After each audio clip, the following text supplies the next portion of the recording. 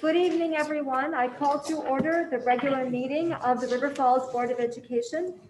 This meeting has been properly notified, and we are going to move into hearing of visitors and delegations. Would anybody like to address the board this evening? All right. I'm going to adjust the order of the agenda tonight in order to be gracious to a guest, so he doesn't have to wait through quite as much of the board meeting. So at this point, we are going to look at action item letter C. And I will call up Jeff Seeley of Ellers. As a bit of background here for everybody, the board last month directed administration to work with Jeff Seeley to do some bond refinancing. This is going to enable us to leverage some financial opportunities by restructuring debt. So welcome. Thank you for being here, and the floor is yours.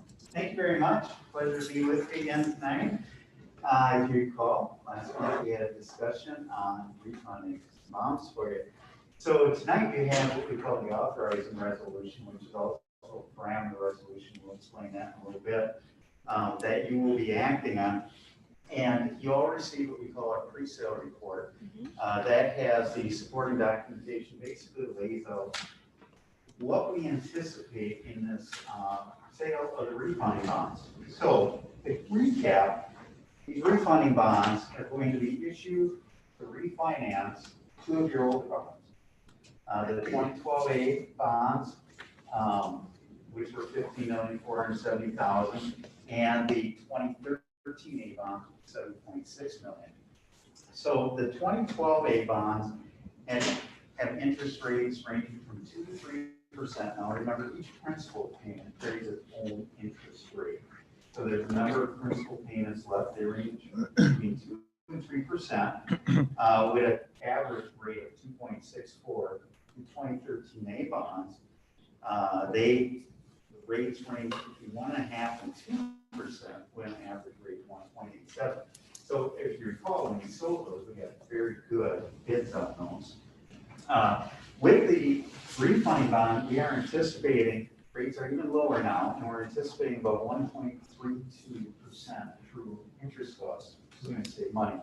So in addition, we're expecting, obviously, the premium. We've discussed that before. That's where they pay you more money than what you're asking for, and the reason they do that is simply so they can sell these bonds, because investors want a high rate return. So what's going to happen, likely happen, that's what we're seeing in the market, is the purchaser fund or the underwriter is going to pay more than face value. So face value on a bond is, say, $100, they may pay $103. And that extra money, $3, will come to you. They receive a little higher interest rate on the investment, and since it's tax exempt, it has that benefit of saving maybe around 30%. So that's how a premium is generated. We're also going to restructure it to generate about $175,000 more in savings than just a standard refunding, and we discussed that last time. So these bonds are for a term of 7 years, 1 month, and we will get a rating on it through S&P. Your current rating is AA, which is an extremely high rating. We would do a competitive bid on this. So we'll solicit underwriters from across the country, read that competition, and we will bid on it. We will be doing a parameter resolution. The reason being is because when we're selling these bonds, that happens to be your board meeting in January, which is the 18th, is falling on federal holiday. So the markets are closed. So typically what we would do is we would take bids that morning, bring them to you for that night. But because we can't take bids on that particular day, we're going to take them the Wednesday before. And your resolution tonight will authorize 2 people to sign on your behalf. There's going to be some parameters, minimum savings, and so forth established in that resolution. And one of the signers will be either Jamie or Chad, and then a board officer. So on the 13th of January, that afternoon. We will get the signatures and it will be awarded. Now I'll come back on the 18th and review with the whole board the results of the sale. We won't have to take any action. So taking a look at this pre-sale report, we kind of get some of the narrative here. So let's take a look at the timeline, which is on page 5. So you're going to be approving the resolution of parameters and authorizing resolution tonight. And we'll have a number of steps working with administration in between. We'll take bids on January 13th, be awarded that day. We'll review on January 18th the results. We'll close, which is when the money's transfers, on February 11th. And then we'll pay off the old bonds on April 1. So that is the timeline. And if you take a look, I'm going to stick to page 10. This is a savings estimate. Remember, we talked about restructuring. We will eliminate the 2029 payment of your old bond. And move it forward. By moving it forward, you're going to see in the first 3 years that we actually won't have a saving in those first 3 years, but then in year 24 through 29, we will have some significant savings, generating about $730,000 worth of savings. So this creates a situation where if we would have just done kind of straight refunding, it would have been about $175,000 less in savings. So you have the resolution in front of you, and in the resolution there are some parameters. There's a minimum savings that bids will have to achieve, or the winning bid will have to achieve, and it's about $275,000 savings to 1.9%. So when we set the parameters, we're going to do these regardless of rates go up, as long as there's savings. We establish a smaller parameter. Obviously, we're expecting to save $47,000, but parameters set lower in case rates go up a little bit. And since the restructuring and any savings, we're at the call date. So if you go beyond the call date, you're getting a all savings. Parameters set a little bit lower. But this time, we aren't seeing any reason why rates would increase, at least significantly. That would indicate that. So, any questions about the bond, what we anticipate, or the resolution that you have in front of you? Jeff, why is there such a difference between the actual closing on February 11th versus the redemption on April 1st? There's 6 weeks, 7 weeks there. Yeah, so the redemption is set based on your prior bonds. So 2012 and 2013 bonds identified that at the Okay. time. Okay. So we cannot cheat when we're actually paying off. We have Sure. to pay it off on that date. Sure. The closing, we wanted to sell these before there was much time to raise repo. Sure. January tends to be a very good time to sell because the supply of bonds out there after first of the years is low. Demand is high, so we tend to see the most favorable rates in January. Sure. So that 6 weeks, the funds are sitting where? So if we They close, will be invested, Okay. yes, so you will earn interest on it, and you have some options with that. We have worked with the district in the past with investment programs, and I know my Tammy, who was here last time with me, she has been talking to Chad about how to manage those investments. okay.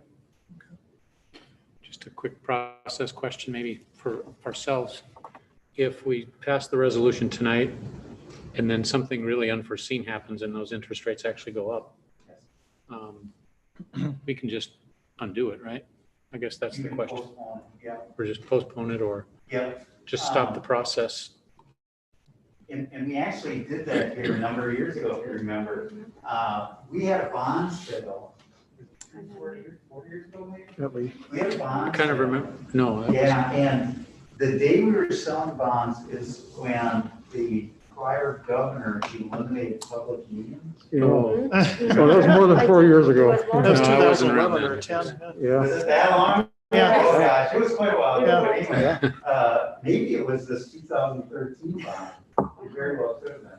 But anyway, the point is this, there was, underwriters were afraid to bid because it just changed the certainty in the market. So we had 2 bids and they were extremely high. If we would have sold on Friday, it would have been a huge difference. So if you recall, I brought it to you and said, let's reject these, which is very, very uncommon. And we did, and within two weeks, it was all back to normal. We ended up selling the bonds for what we thought we should have to begin with. But if you recall that, we actually did that here on one of your bonds. Yeah. So there's a release valve in effect, so we can not lock ourselves into something that wouldn't be favorable. I assume it'll be just the way you're saying, because it always has been, but We can reject the bids. just in case, yeah. Yeah, there's always a possibility of rejecting the bids or postponing it before you even get to Yeah. the bid.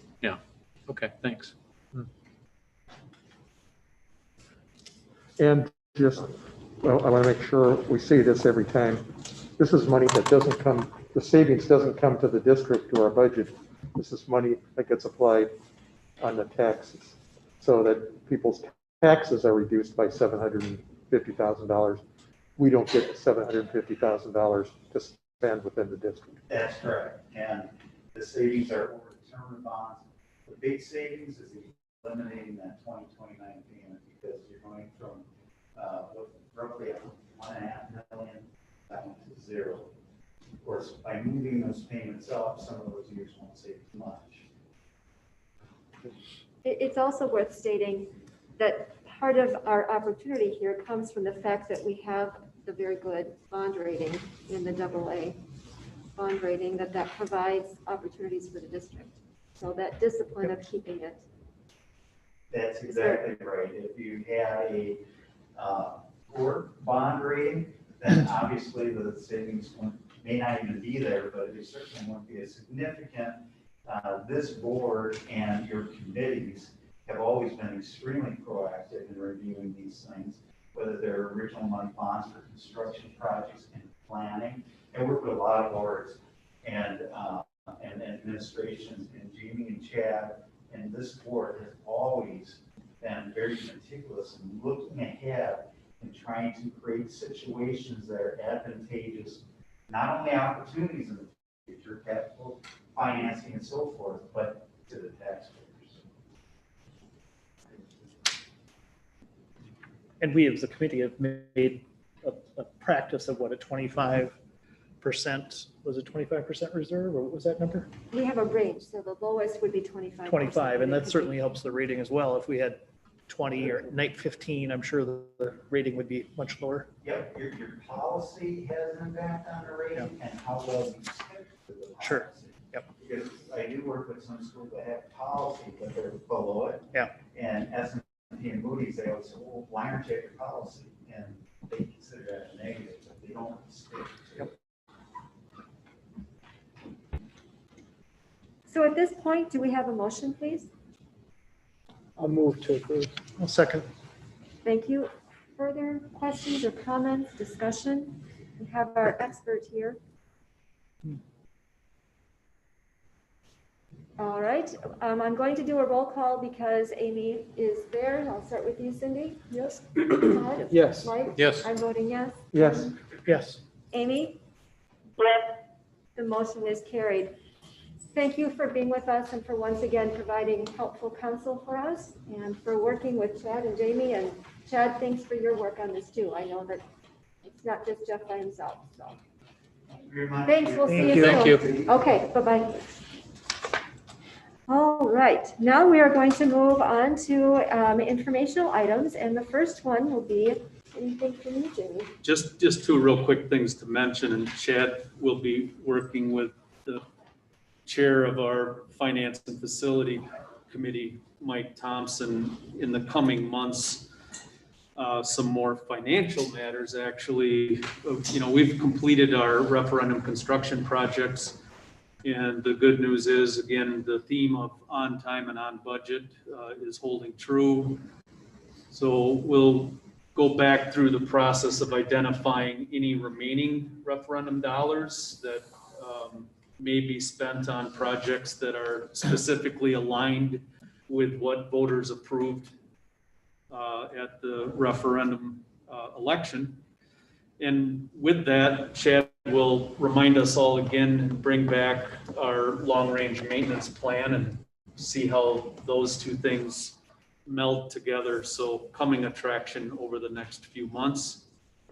And on the COVID-related note, I think we have enough discussion coming up. I just would mention that we continue to place our highest priority on student and staff safety with our COVID-related decisions. And again, we're going to talk quite extensively later on our agenda about our current status with COVID mitigation efforts and where we're at with some changes here at the high school and so on. Thank you. Chad? Next Monday, we will be meeting as a finance committee. One of the big topics that we do have on is really the last review for June on our 2021 budget. If you remember, we made many assumptions starting about a year ago that apply to this school year. At this point, I think we've got most of them baked in the budget. So I think we have, given the situation here with the uncertainty, I think we have a fairly decent picture to share with you next week. We'll be sharing that budget in our new format that I think between Jeannie and Mike, we mentioned here in the last few months, we worked on a particular new format in terms of presenting the district's actual plan for each budget line to our actual for that particular month. So we will be rolling out that budget in that format starting next week, and I'll walk through how to read that. So anything on that one? No, that's good. And then with the ionization process, we've been making quite a few steps here since we were last with the board about a month ago on this topic. Since that point, we had brought in 2 sets of independent parties to do some actual testing of what the ionization levels actually go to in our buildings, in our test building, when it's on and when it's off. So we have actual data from a few different from days, I should say, for some pretty long periods of time. So we will be sharing that next week as well. We will probably have a very good update on the bids that come in. Those bids are expected Friday from different vendors. We just don't necessarily know how easy they're going to be to decipher. So we may be in a position to be able to bring a recommendation. We may need a week or so to make sure we've got our T's crossed and our I's dotted. So those are 2 big topics that we'll be getting into detail next week. Thank you, Chad. Student report, Dalen. Well, obviously there's been a change to the environment at the high school. That's starting this week, so I don't have much to say about it yet. I know that a lot of kids are anxious to see what fully synchronous days are going to look like and how those are going to be structured, especially since the classes are offset as of right now. Some classes, because of the early week and late week cohorts, aren't at the same place, depending on what side you're on. So it'll be interesting to see how that all pans out, and I'm excited to go fully online and experience it as we've talked so much about it, and it'll be an interesting time. I am nervous though, just how long we're going to be gone. We say we have a date now, but realistically, will that be the real date? I don't know. I guess you as a board will decide that. I know that athletics are feeling hurt right now because of this pivot, but there's not much we can do. The numbers, as a student watching the numbers in the county, especially Pierce County, rise, and we were still in school, I know that I was really nervous that we didn't close sooner, but I am thankful that that decision was made to protect students as well as staff, because it was getting quite scary being in the building. But it will be an interesting week, and I'll probably have more to say once I go through the experience of being fully online all day. We'll look forward to that. And maybe what you could do is help us have a window into what the week looks like with the win on Wednesday and how that operates in early and late week, just so we have a sense. You'll be able to help educate us about that. I can. Thank you, Dalen. All right, and an EID committee update, Nate and Dave.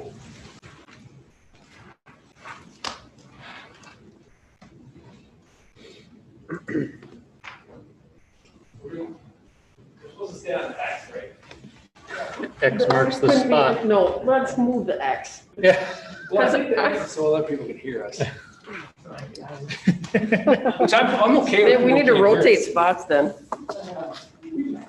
That's okay, I'll go move We'll over stay here. on each side of you, Cindy. How's that? I know, that's what I'm afraid of. I'm gonna be here for my ears. Sorry.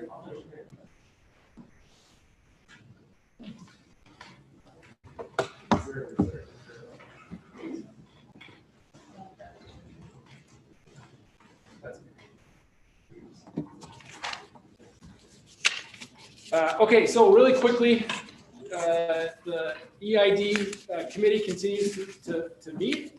The objectives that we wanted to cover tonight is just share a summary of the proposed equity non-negotiables. That was something that we talked about the last time we presented at the board.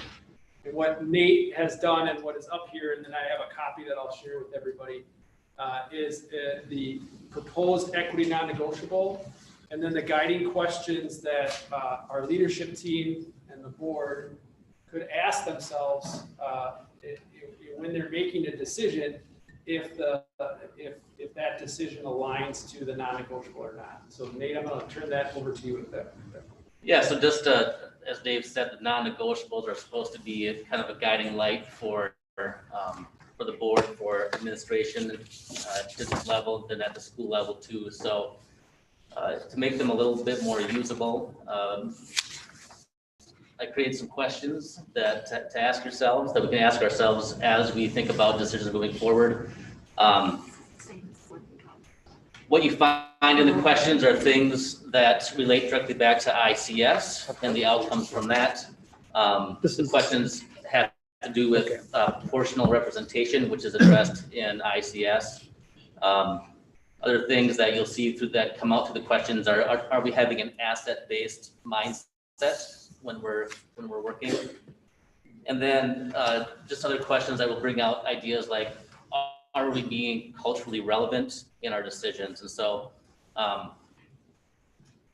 as you can see, the questions there, the first one talking about when we're asking ourselves questions, is the source of the problem internal or external? So if something's not working, is it the fault of the person using the system or is it us? So if we create some programming and it's failing, how do we internalize that? Do we say it's our fault, we need to change it, or do we need, or do we put the blame on something else?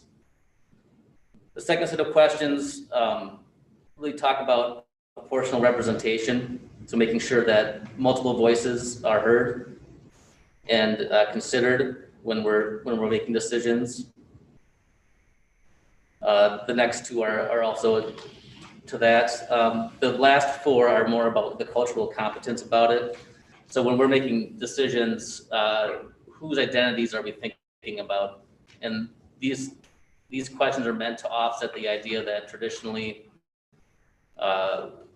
decisions in education are made from a white position. And so it's just calling the question, who is this programming good for? Who is this decision good for?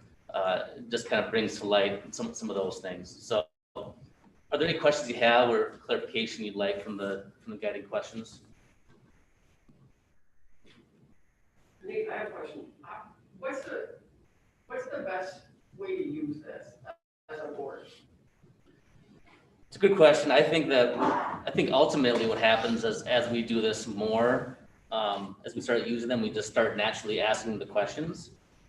So I guess I feel like because I think about this stuff a lot. And so when I come to my decisions, and sometimes I forget to ask myself questions. So I like to have these questions somewhere near me and just go, okay, I'm gonna make this decision based on, on what? So I wanna make a decision based on how we're gonna communicate out to the community something. I go through, I ask myself these questions. So I would suggest having them, I don't know, out at board meetings. It's easy for us not to ask these questions because we don't have a lot of diversity in the room. more in the community. And we don't have other people asking them of us quite often. So my recommendation would just be having them here as part of the process. I think it also facilitates the process of calling people in.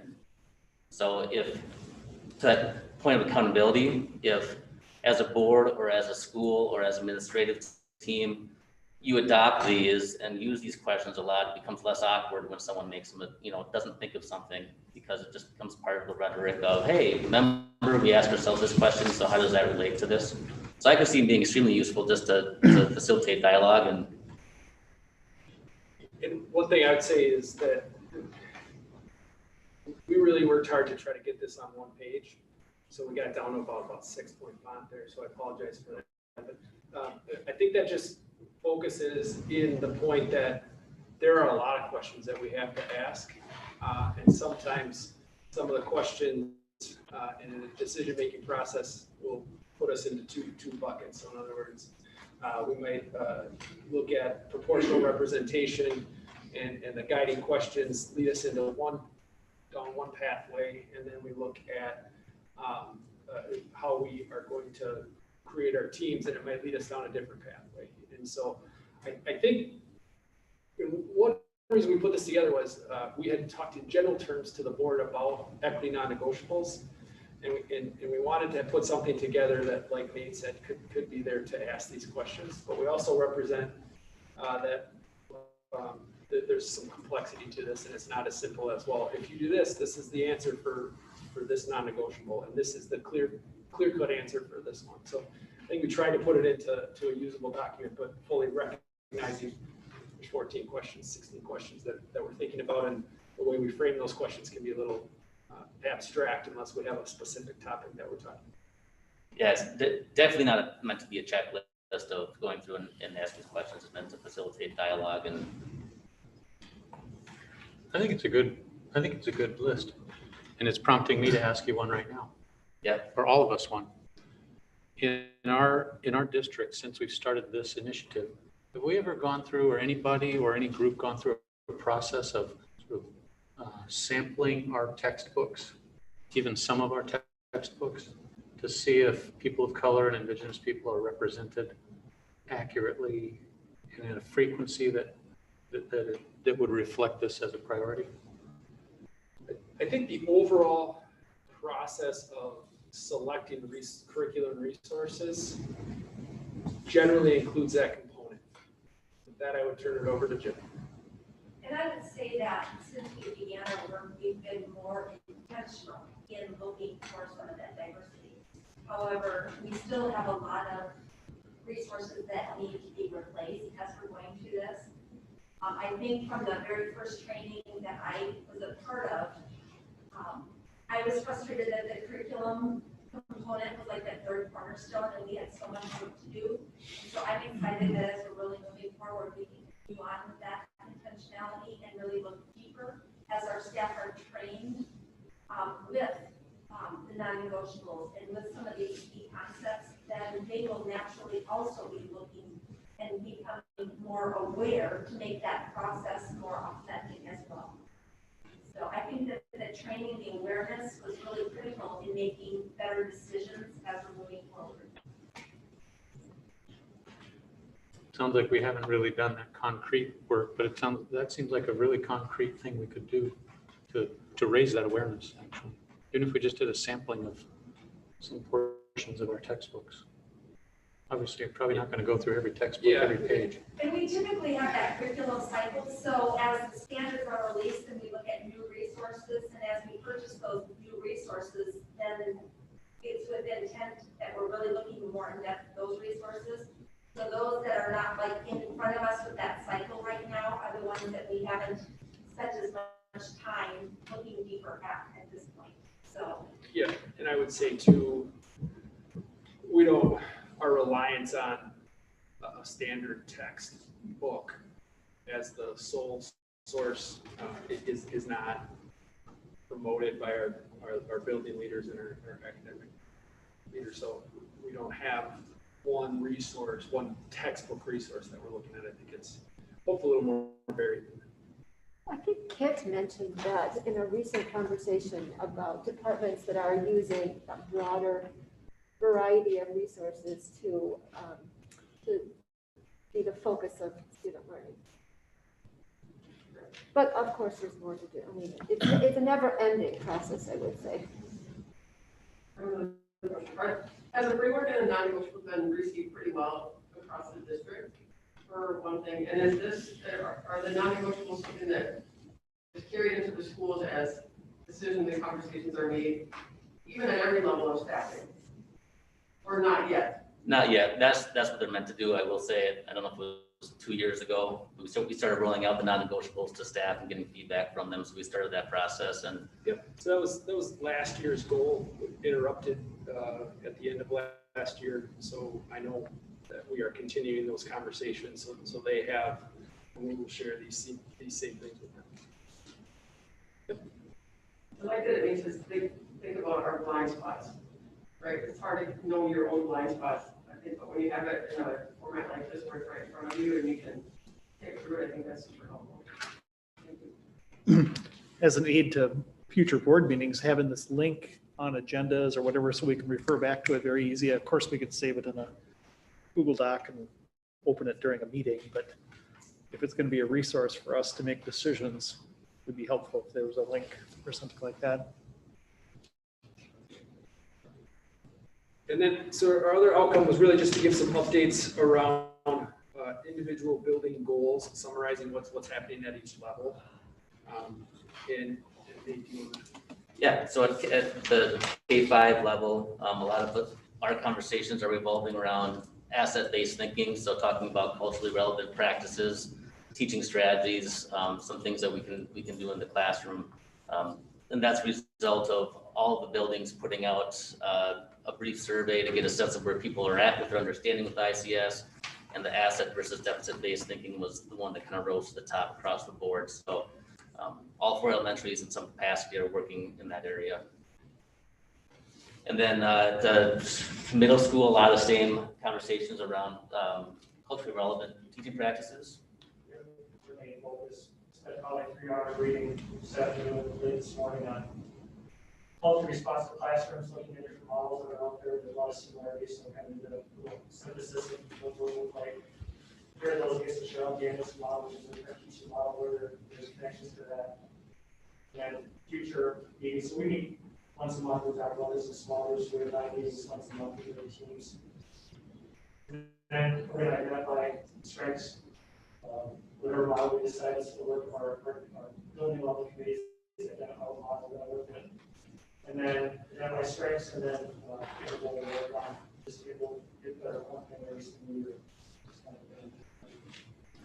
At the high school, some of the similar things they're working on rolling out. They also used the survey to kind of get a sense of where their staff is at, and they're starting with asset versus deficit-based thinking, and they're putting a lot of time and energy into getting student voice involved into the process.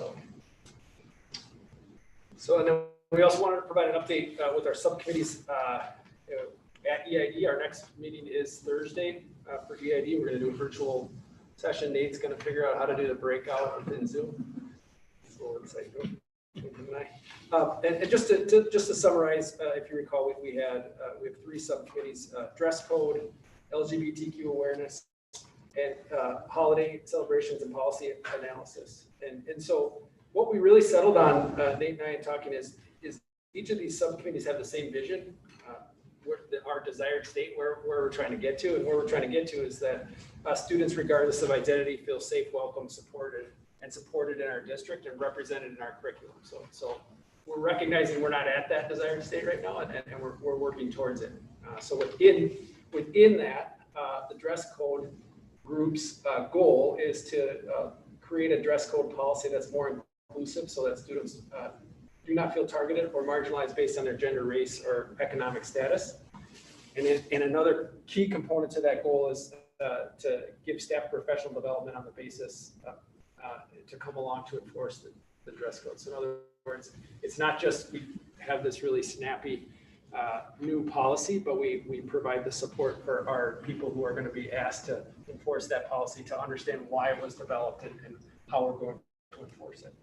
And they're sort of at a point now where they're really in that policy writing phase, drafting phase. They've done some analysis and they've picked out themes and they're ready to move forward with that work.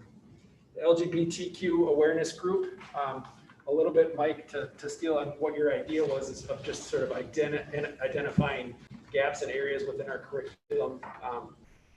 That group's ultimate goal to reach our vision is to share their research and perspective with the Educational Program Committee on just that.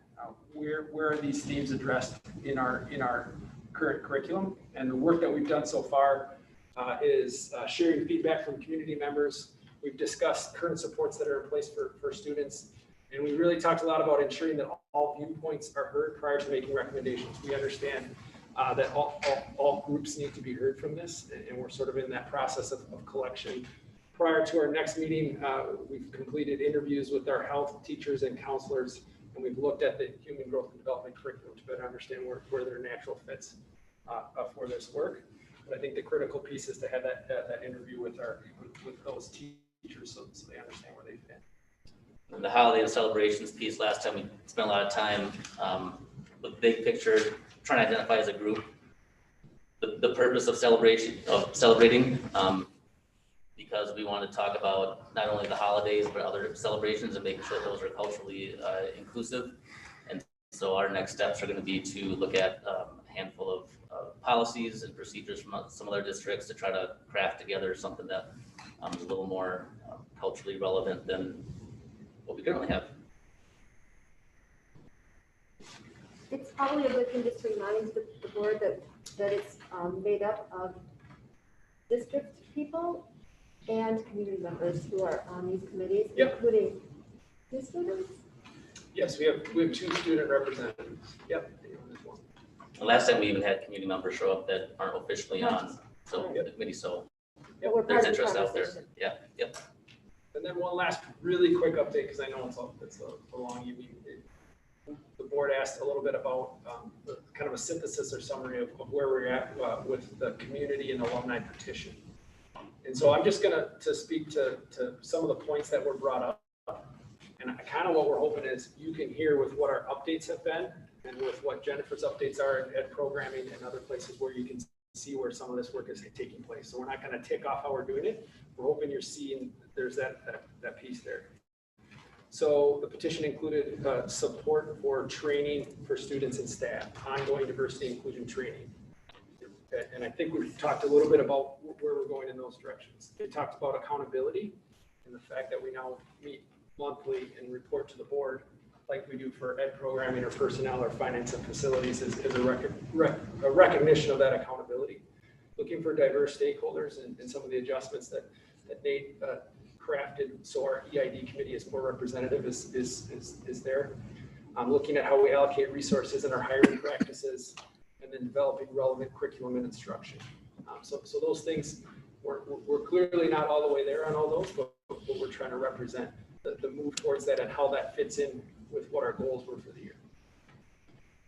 Yeah, and I would just add to that but we've talked about this isn't a 1-year plan, 2-year process. It's an ongoing piece. So if we are keeping tabs of what areas we're doing the work, I would say that over the upcoming years we'll see shifts in certain spots too. So as we're thinking about our work as a whole, to make sure we don't look at it as what's just happening this year, but kind of what's happened the last 3 years and what we do moving forward in the next couple of years.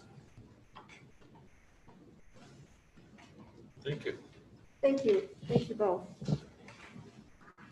All right, now we have learning environment updates. Would there be anything specific there, or should these next items be grouped into one conversation? So I think then we'll move into action item letter A, which will incorporate informational items C and D.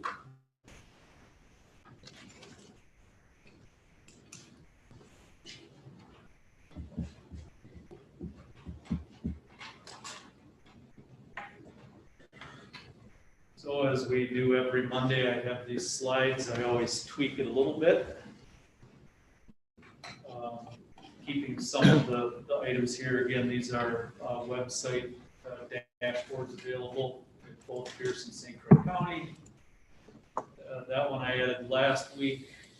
That's some state numbers. See here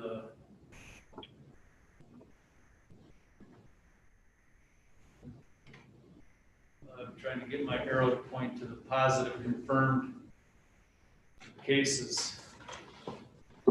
300,000.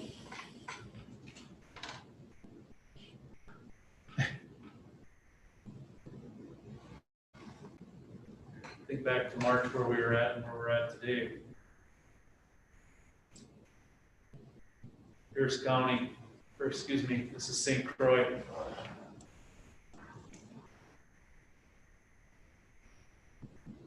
There was a time, I think that was 152. Obviously, there was a time when it was 0, but the numbers continue to climb in our region, as we all know, around the state as well. You can see that this is what we had indicated a week ago. And now we're here. That's Pierce County. Numbers are growing a little bit. That number was down. The positivity rate, again, is the number of overall, in this case, university students tested versus the number that tested positive. We've been in that red under the Harvard model for a while. Our Minnesota model far exceeds where we were at. Originally, when we first started showing this slide, we were right in this area here. We've talked as recent as last week about DHS and some concerns that have been shared regarding hospitalization rates, number of available beds, and staffing levels. We all know that the concerns are rising. They're just a reflection of what we hear and read on a daily basis. Our positivity rate, we were once in both counties in the 4 to 5 range.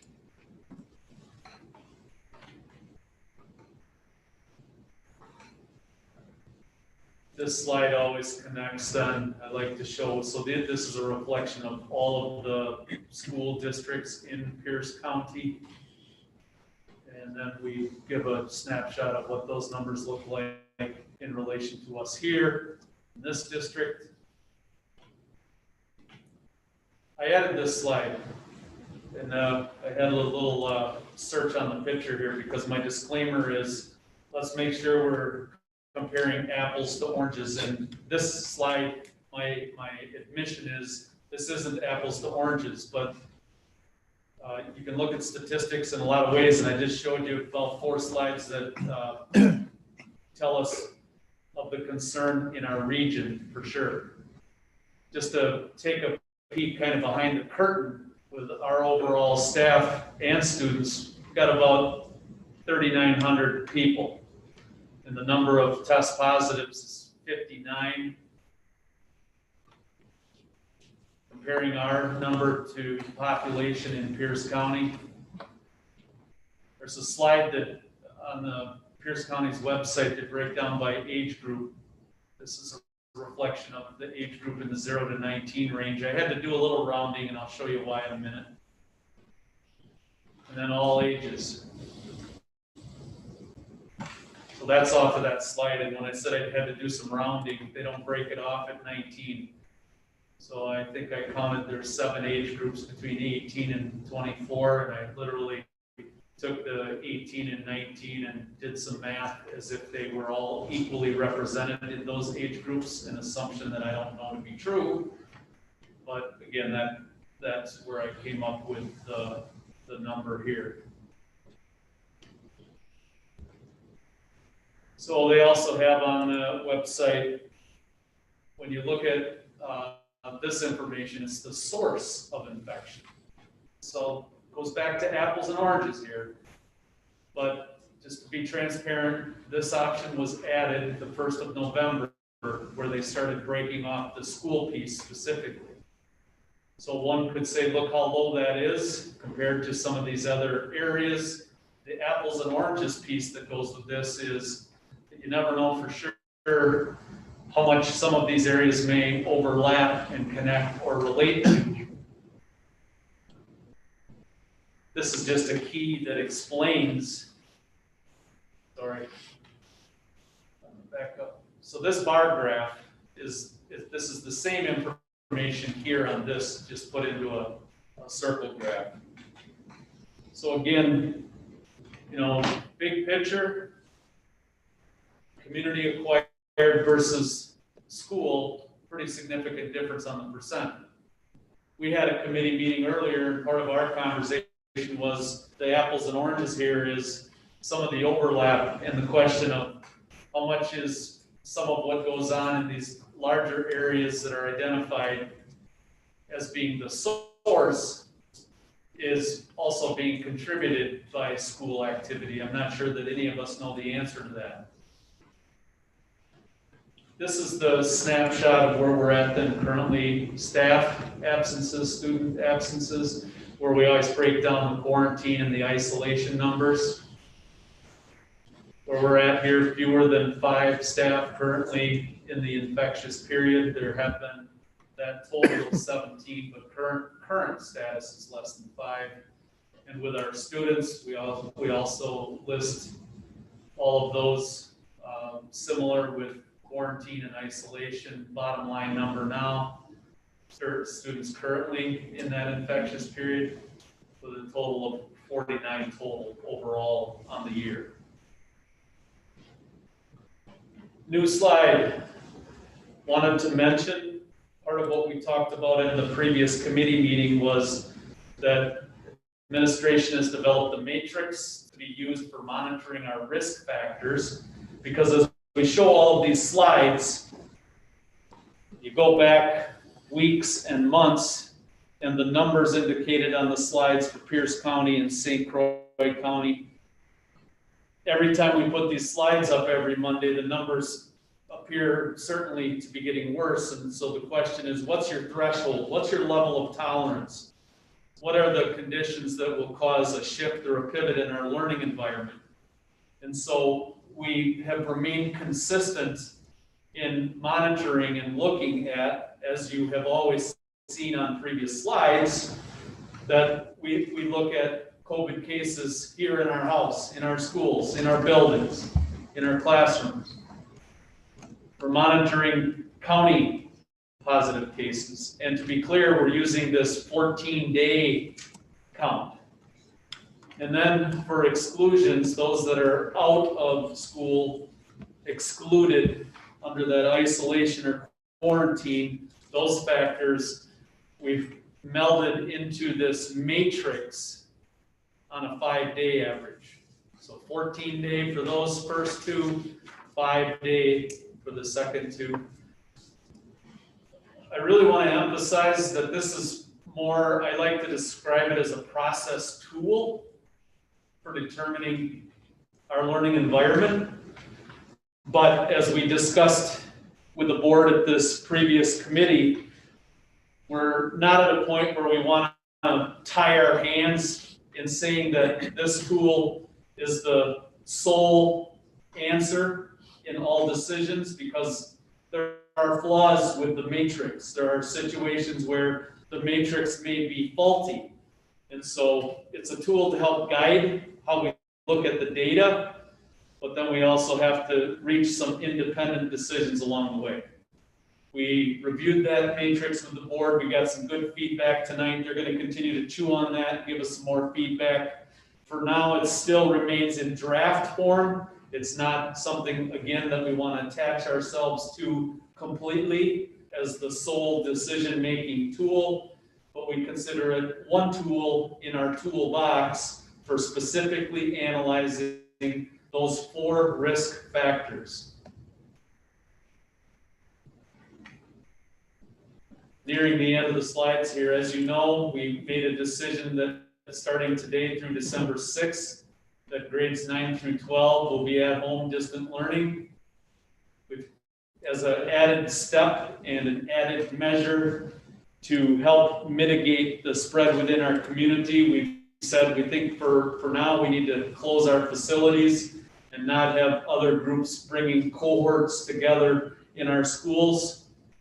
And then also in the letter sent home to all parents and staff, we stated in there that winter athletic practices will be temporarily suspended at least until November 29. Future decisions related to athletics will be considered and are always subject to change.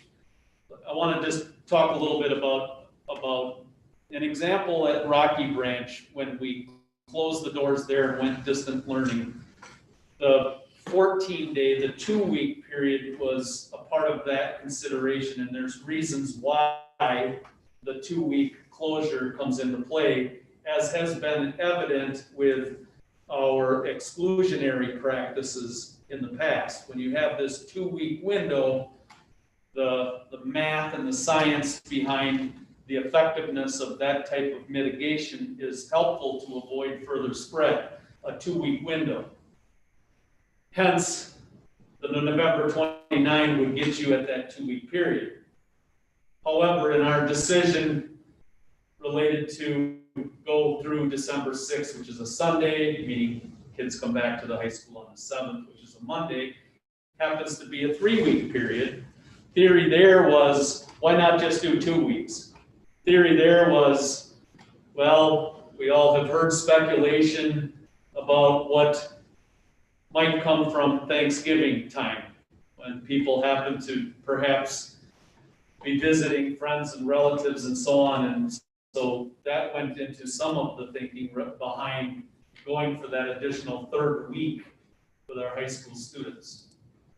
So tonight we wanted to ask for board feedback and get your thoughts on that statement of winter athletic practices are temporarily suspended until at least the 29th. Future decisions related to athletics will be considered and are always subject to change. So we're looking for your thoughts and discussion on that topic. Jamie, while we're distance learning in high school, will students and family members and that type of thing report positive tests or quarantine to the school during Yes. that time? We're Yes. assuming it will, okay. Because otherwise, if they're not, the 29th is meaningless. We would want to know how many are positive for forecasting sports and stuff. County gets notified, Okay. county notifies us. That what they do, okay. What drove the decision to delay or to postpone sports not till the 20th, just to postpone sports, the winter sports? Not the time frame, but just to postpone it in the first place. Similar to the need for us, because of the factors that caused us to say we think we need to make a surgical decision with the high school moving from hybrid to full at home. And what factored into all of that was a 14-day period of positive cases in the building, along with staff and student exclusions. And so at that time, we felt that we would not be comfortable in saying we're going to make that pivot and change instructionally without doing something similar with athletics. So for me, it's important that if we are saying that our students are going to be 100% virtual, that we also tie that to putting sports and athletics on hold.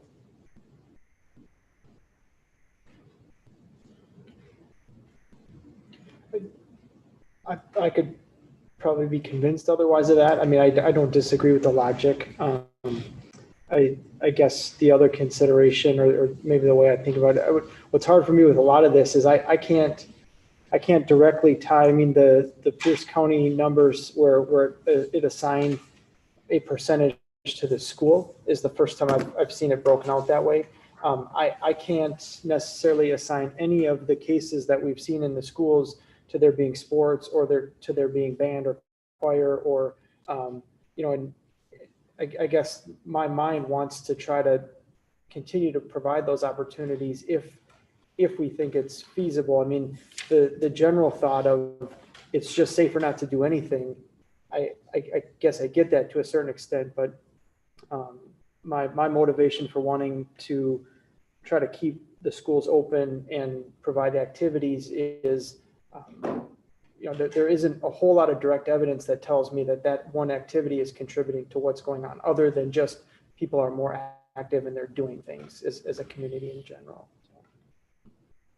I would say, I don't know if that's a counterpoint or, but that might be one reason for not directly tying the two together for whatever reason. So. Well, I can see that, but I guess I would say that if all of our data is pointing to the fact that it is safer for our kids and our teachers and staff to be 100% online. Personally, I'm not comfortable with using the risk on sports. I would rather get the academic needs to be core. Yeah, and that's if fair. we're going to hybrid, then we're in a different situation and we can review that. Yeah, I think I would But probably. for consistency, to me, it makes sense to do it that way. I don't know that I would advocate for it being just sports. I'd probably more advocate for it being the whole package together now that you say it that way. So I think that makes we more would- sense. Yeah, and maybe I should really be saying co-curriculars. Yeah. That would be more appropriate. Are there other thoughts? I think this is an important conversation that the board needs to have. I know Amy. I do have something to say to Yep. My thought on all of this is I was in favor of winter athletics going forward as long as the students were face-to-face for some portion of the week. Sorry, I didn't quite get, as long as they were what? Face to face for a portion Face-to-face. of the portion of the week. So as long as So they're in hybrid. hybrid, then you're comfortable going forward. For me, sports should only go forward as long as, at a minimum, the kids are in school for a hybrid. If we're at distance learning, it doesn't make sense to me. If it's not safe enough for the kids to be in school, then it shouldn't be. Then sports should go forward. I tend to agree with that as well. Mike, back to the question that you asked me. Did you have a follow-up? Yeah, well, yeah, because I was wondering if any of the numbers that you had reported, I guess in the most recent thing in the last 2 weeks, 17 positive, were they just sort of evenly distributed across sort of all groups in the school, or were there any sports players in that group, or predominantly in one group or not, or anything like that? Yeah, we're in a little bit of a hiatus where all sports is really done. And some sports were. Well, hadn't some started to practice? With Bob, no. No? Didn't start Okay. practice yet. I'd have to look back. I think there was some carryover, and I have a sheet I can look at, but the sports specific, maybe football. I don't have that exactly. Well, yeah, and I'm reminded of, You obviously, there was, as AZ mentioned last week, there were some positives. yeah. Football program was positive. And I think you did an analysis where you showed among the sports teams, there was a higher percentage of positives out of all the positives we've had in the schools. So just for what that's worth. I have two comments really quick. One is sports seasons, everybody always thinks they start and end, but they don't actually start and end, Yeah. right? Before they start practice, they're doing open gym, they're doing screen strength stuff. They're together a lot before the start date of a season and after the end date of a season. So it doesn't actually work how it looks on a calendar. We did basically put youth sports on hold too because of the facilities, right? Was that to be determined when the end date was, or was that also November 29th? I think it was to be determined over the To winter. be determined, and again, we mentally, so one could say, well, that doesn't sound like it's surgically related to the numbers at the high school. that you referenced earlier, Benson, why make that decision? And some of that was in light of also considering, when I said earlier here, that bringing together different cohorts. So at our elementary schools, we are attempting to keep kids together in their classes, in their cohort. And with those after-school activities, then that doesn't happen anymore. Doesn't matter if you attend school in West Side or Rocky Branch or Greenwood, you might be on this 5th grade club basketball team.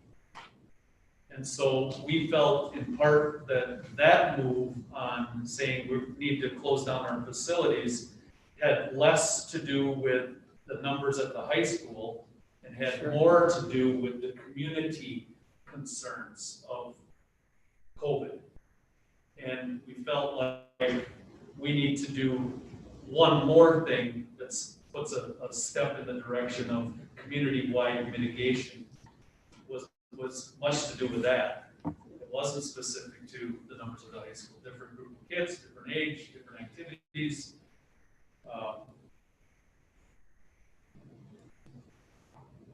That makes total sense. That makes total sense. So I appreciate that explanation. And then another question, November 29th. So that's the Sunday after Thanksgiving, right? Thanksgiving's on Thursday. That's the Sunday after Thanksgiving. Does that give us enough distance after the holiday to really see if there's a uptick in, or Sunday is the 27th. say that again? Sunday is the 27th or 29th. Sunday's the 20 27th? 29th Is Monday then, would be, Tuesday. Tuesday. Stacy, I'm telling you, I need to look at my calendar more often. I know it's within a few days, right? I So it think gives it's us like on I 5 just days. know Sundays. Yeah, There's it's no Sundays? 1, 2, 3 No. days after. 14 days from today is the 30th, right? Is it the? Yes. Yeah, 29th is a Sunday. Oh, so there, that's how much I don't know. You're right. I got it right here. Sorry about that. I've been Okay. doing that all month. Yeah, I'm looking at it here. Thank you, Mike, for looking at the Sorry. calendar with me. I thought maybe I was looking at the wrong year, so I feel a lot better about that. No, just me. So this Sunday, that's Sunday and Thanksgiving is Thursday. My question is, does that give us enough time, enough of a window to see if there's an uptick after Thanksgiving and family interactions? And so to that, what I mentioned earlier is using the Rocky Branch closure virtual learning comparison. That theory is the 2-week related to the same approach that we take with our exclusions, is a 2-week window. So yeah, we went that additional week at the high school level under that Thanksgiving theory, leaving open for board decision-making related to the athletic shift. To 2-week exclusion versus 3-week exclusion. Yeah, to me, if a few of us have expressed that if we are actually distance learning for that amount of time, we really shouldn't have sports on the 29th or starting on the 30th. To me, it should line up with the 6th of December. Don't you, I mean, I think you had suggested that, Amy had, I thought that would be wise to line those up. If we feel the risk is too great to be in school, then why would we have sanctioned sports? You know, until we actually feel the risk is, so we can do hybrid method. That's where I'm at. That's what my 2 cents would be anyway. Dylan, do you have a comment about that? Yeah, as a student and seeing, it almost seems like there's a favoritism towards athletics over academics. If you're willing to allow those to start a whole week earlier than my learning, you're gonna value, I understand sports are important and I'm involved in activities as well that are being affected by the school closure, but I'd rather be in school than have the basketball team practice because I can't get my academics back. They can't get their athletics back, but I think we need to understand the value of kids being at school. All we want is to go back to school. And I think it was seen with the football team. Half the team, almost all of the team was gone. And how quickly that close contact happens. And if we allowed the basketball team to come back and practice, they could ruin us coming back to school. And I think we need to recognize that that's unfair to all the kids that aren't in sports, that don't have to go to practice, and then they can't go back to school for a lot longer than 3 weeks because we allowed these athletics to start again before we allow academics to start again. I think we need to look at our values and not show this favoritism towards athletics that I feel that I've seen quite a lot, because I think there's just this disconnect of we want these kids to have these things, but sometimes I think we need to recognize that school is the number one priority, and having us back in the building as the number one priority and not having us in athletics and extracurriculars, because I'd rather give those up than give up my learning experience. So I've been kind of quiet on this because this has been really helpful, but I think from where I'm coming from right now, I would say that Dalen most succinctly articulated what I'm thinking right now. So I agree with you. Yeah.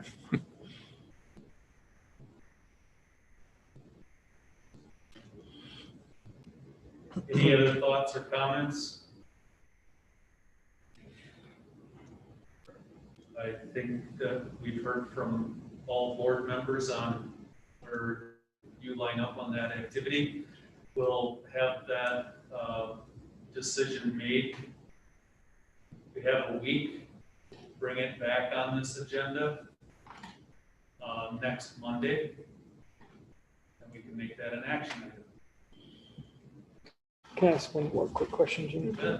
So to Cindy's question, that doesn't automatically tie all the youth or club or any of those kind of things. I mean, that would be a separate, or is that going to get lumped in with the decision that gets made for? That's a great question. I think that would be good also to get the board's perspective on that topic as well. Yeah, and I don't necessarily disagree. I mean, it's hard for me, I've been a supporter of any of the opportunities that have been put in front of us. It's hard for me to make the case that you would do one without saying it's safe enough to be in the school. I guess I would, like to Stacy's question earlier, I'd probably advocate for the school to happen and all of it to happen together.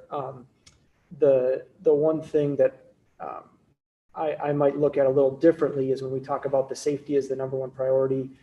To me, there's a component of safety that goes along with all of these activities. There's a component of learning. I can't tell you what I learned in a lot of my high school classes, but I can tell you a lot of the lessons I learned from being involved in outside activities. And so, learning is one thing, but learning can happen in different ways too. So I hear a lot of talk about specific safety. It's just really tough to quantify. And for each of us, that might look a little different too. So. I completely agree about the importance of it. I mean, that's what makes it so difficult to be able to have to be in the position of making decisions that remove opportunities for kids. I guess my one hope, and I don't know if it could happen, but if we connect co-curriculars to at least some measure of in-person learning, which means we are restricting at times in-person learning. I mean, it'll go virtual, and then the co-curriculars would be on hiatus. Potentially, we could be contributing to the control of the spread so that we would be able to go back at another point. And so it might be that being more conservative initially could have a positive impact on the long run. Yeah. I can't know that for sure, but I tend to try to be hopeful. Yeah, and I'm not disagreeing with that. I'm agreeing for now. My fear is what happens if this extent, if we're talking 6 weeks down the road and those type of things that, I just want to make it known that safety related to COVID is one thing, safety related to overall well-being, there's a component of that too. So. Absolutely. The part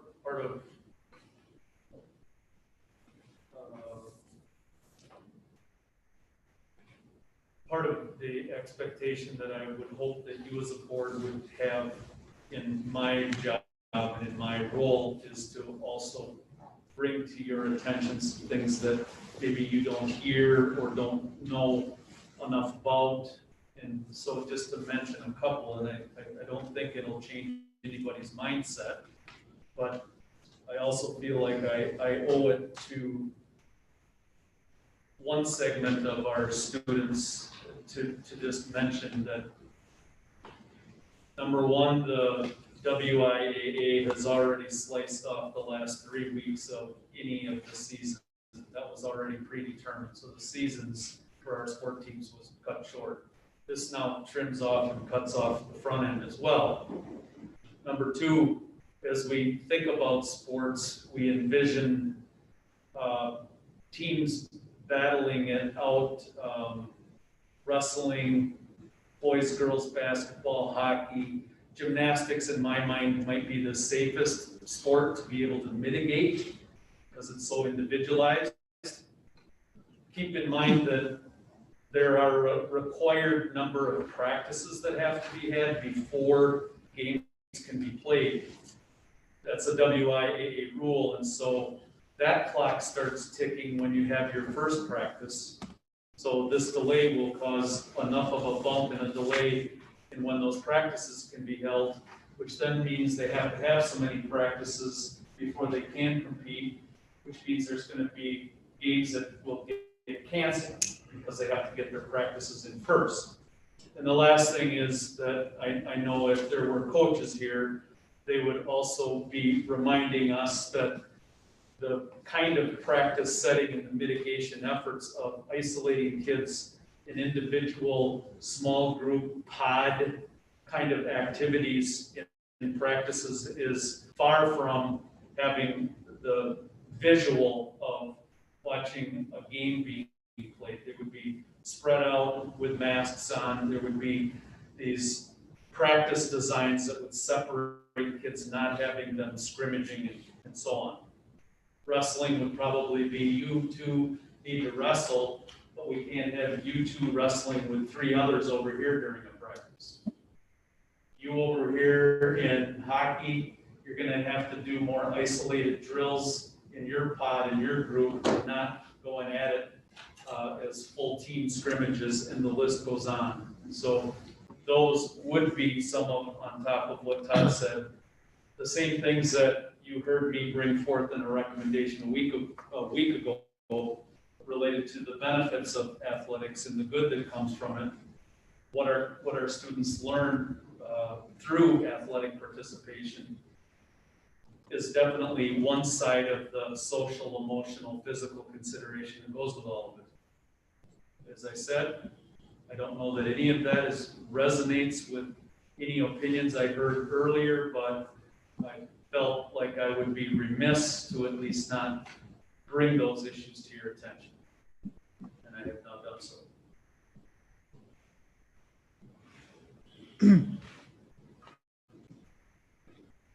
Last reminder, got social gatherings. You're worried about Thanksgiving? Don't forget about deer hunting season. Lots of people are deer hunters, and you combine deer hunting season and Thanksgiving together. Now's the time that our community efforts have to be like none other. And there's 3 so simple things: social distancing, wearing a mask, and sanitizing, hand washing surfaces, and so on. I asked AZ a week ago, I said, aren't we just gonna see these numbers continue to fly through the roof, and it's gonna be a long time before things get better?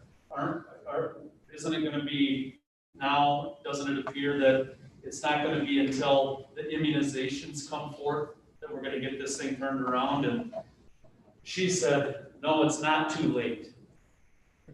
We can stem the tide. We have to do more as a society to mitigate these efforts. And those are some of the things that also enter in, back in some of these previous slides when I gave you the apples and the oranges deal. When you look at things like this, you look at where we're finding the source of the infection. Apples and oranges, perhaps, because some of these can all interrelate and be attached, but apples or oranges or whatever, these are facts. This is not an opinion. These are facts. There's a whole lot of things that are going on in our community that have to change. I'm not scolding, I'm not shaming, everybody makes their choices. But on the athletic thing, last thing to mention, I know for a fact that there's at least one sport in this community that is making plans for their season to go forward, whether it's through the school district or otherwise. I don't know what the gymnastics club is doing over here moving forward, but I know that there's going to be lots of sport activities that will continue whether we hold them or not. And lastly, there's so many other factors, as this screen clearly tells us, that is causing the numbers to be what they are, that some things have to change in our society, and it needs to happen sooner than later.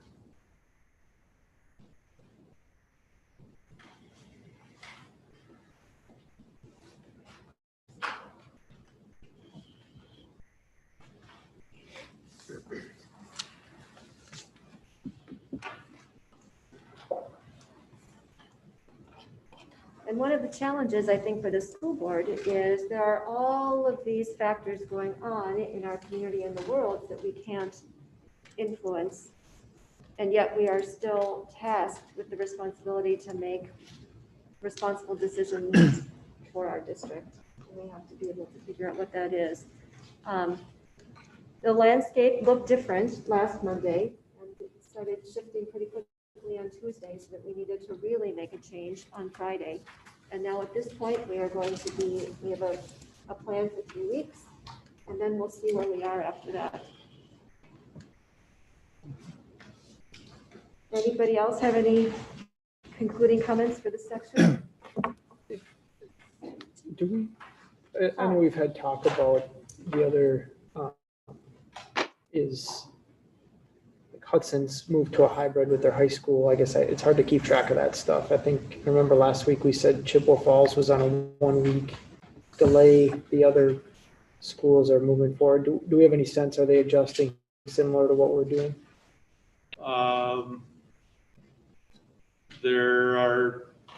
There's some districts that have done some shifting and pivoting, some that were not in hybrid and they've moved to that, some that have now gone to at-home distance learning. Most of them have made their decision to proceed with athletics.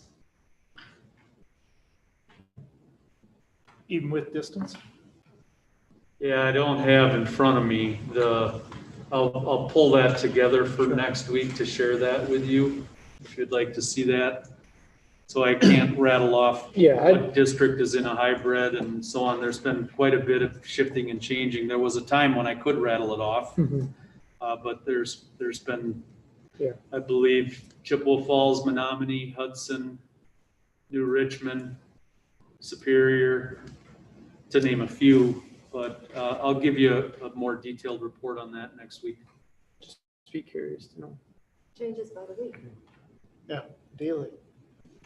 I think New Richmond, what distance did they have? Over 400 kids were exposed or potentially? Yeah, exposed? some of these districts, it had to do with staff exclusions. Yeah.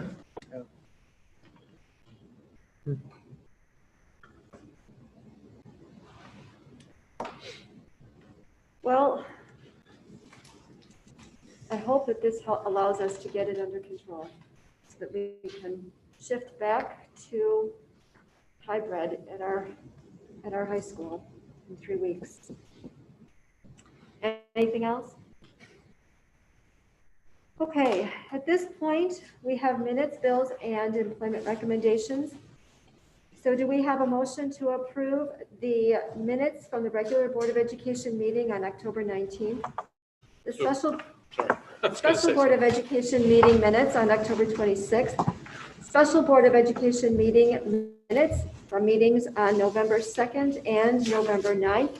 We also have bills that have been submitted for payment, as well as employment recommendations. So at this point, do we have a motion to approve minutes, bills, and employment as presented? Now it's like so moved. Thank you, Mike. A second? Second. Thank you, Bob. Any discussion? All those in favor? Aye. Aye. Oh, thank you. Forgot that. Stacy, we don't have to roll call these with Yeah, Amy gone, or we We do? do, that's what I forgot to do. Okay, So Cindy, sorry, yes. Todd, Yes. Mike, Yes. I'm saying yes. Yes. Ellen? Yes. Yes, and Amy, you said yes, so the motion is carried. We've already taken care of letter C. And so one of our responsibilities prior to each election is to appoint a deputy election clerk for the 2021 school board election, and the recommendation is that we appoint Erin Maloney to do that. Is there a motion, please? So moved. Thank you. Is there a second? Second. Thank you, Todd. Any discussion? All right. Cindy? Yes. Todd? Yes. Mike? Yes. I'm saying yes. Alan? Yes. Yes. Bob? Amy? Yes. Motion is carried. All right. We will move on to E, and that's personnel. Amy, do you want to talk about the meeting and the recommended actions, please? Yep, we met last week, I guess, to approve the first reading of policy 870 public complaints and the first reading of policy 870 rural public complaint procedure. And we talked over those. And I don't know how much more you want me to say about it. Dave, do you want to Yeah, outline? The Yes. big piece there is we're just looking to formalize what we kind of already do in practice, the process for handling public complaints, and really directing those complaints to the individuals who are most closely associated with the program or facility concerned. And then establish a process if that it doesn't reach a resolution, kind of a step-by-step process that can be taken.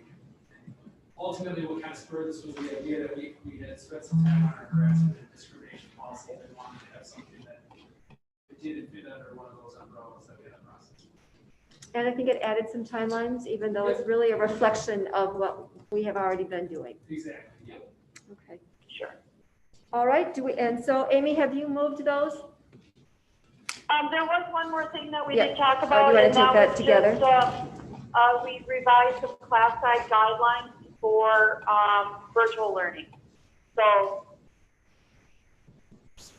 So you'll move all of those?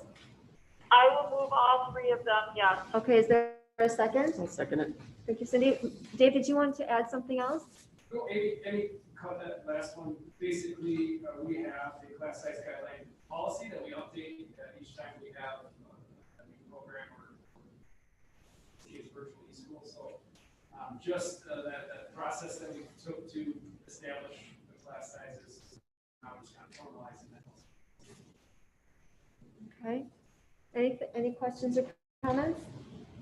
Roll call, Cindy? Yes. Todd? Yes. Mike? Yes. Yes. Alan? Yes. Yes. Bob? Amy?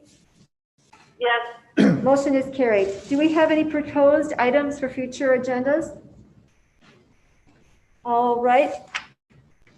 We're going to schedule upcoming meetings. There are some changes from what it's printed on your page, but Erin, if you don't write it down now, Erin will always send it out and keep us organized. So, Finance and Facilities will meet Monday, November 23rd at 6 o'clock. Ed Programs will meet Monday, December 7th, 5:30. Personnel will then meet following Ed Program on December 7th, so at 6 o'clock. Ed Programs will also meet on Monday, December 14th, starting at 5:30.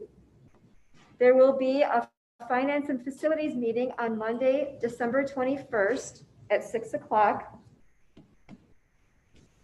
And there will be a special board meeting on Monday, December 7th at 6:30, a special board meeting on Monday, December 14th at 6:30.